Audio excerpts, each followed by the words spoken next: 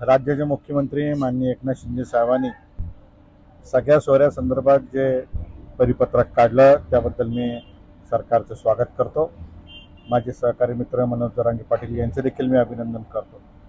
आणि आत्ताच एक माहिती मिळाली, बातमी बघितली की आदरणीय छगन भुजबळ साहेब यांनी वक्तव्य केलं की मागच्या दारून मराठा समाजाला ओबीसी करण्याचा प्रयत्न या ठिकाणी चालू आहे, त्यासाठी जी गरज पडली तर न्यायालयीन लढाई लढतील।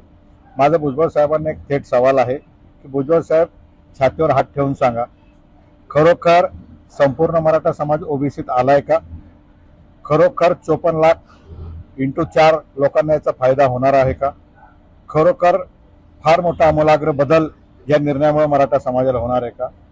तुम्हाला देखील हकीकत माहिती आहे, मग कशासाठी विनाकारण तेढ निर्माण करणारं वक्तव्य आपण करता? आपण जबाबदार मंत्री आहात, कुठलाच निर्णय मराठा समाजाला ओबीसी मध्ये समाविष्ट करून घेण्याचा झालेलाच नाही, मग कशासाठी न्यायालयीन लढाईची भाषा आपण व्यक्त करता?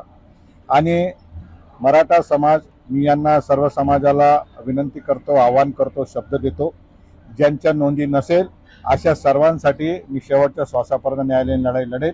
आणि मला विश्वास आहे क्युरेटिव्ह पिटिशनचा निर्णय हा समाजाच्या बाजूने येणार आहे आणि मराठा समाज जो राहिलेला आहे, ज्याच्या कुणबी नोंदी सापडल्या नाही, अशा सर्व समाजाला आरक्षण दिल्याशिवाय आम्ही स्वस्थ बसणार नाही। येणारी शिवजयंती ही मराठा आरक्षणाने साजरी होईल असा शब्द मी राहिलेल्या सर्वांना देतो।